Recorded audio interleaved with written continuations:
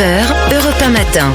7h19, très bon début de journée. Place à l'édito éco, Dimitri Pavlenko. Bonjour Agnès Verdier-Molinier. Bonjour Dimitri, bonjour à tous. Agnès, la Cour des comptes vient de publier un rapport sur la montée en puissance des agents contractuels. Et ce rapport nous montre que notre fonction publique change à vitesse grand V.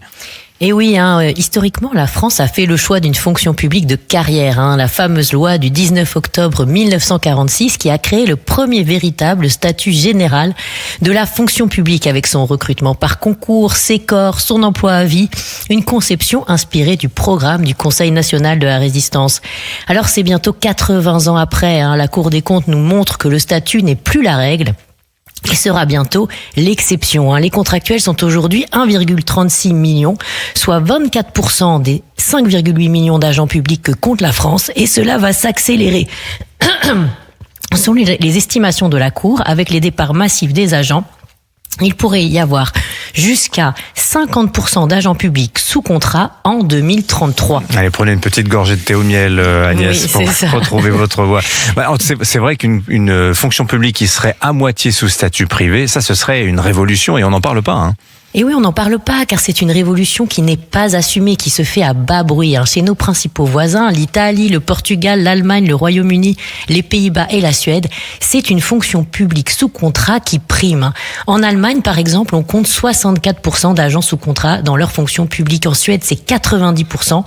Et la mutation ne vient pas du politique ou de l'administration en France. La mutation vient des jeunes futurs agents eux-mêmes qui ne veulent plus d'un emploi à vie. Cela se traduit par une quasi-absence de candidats fonctionnaires dans les postes ouverts dans nos collectivités. Alors, ils recrutent des contractuels. En 2024, sur l'ensemble des embauches de nos 3 fonctions publiques, État, collectivités locales, hôpitaux, plus de 73% ont été des embauches sous contrat.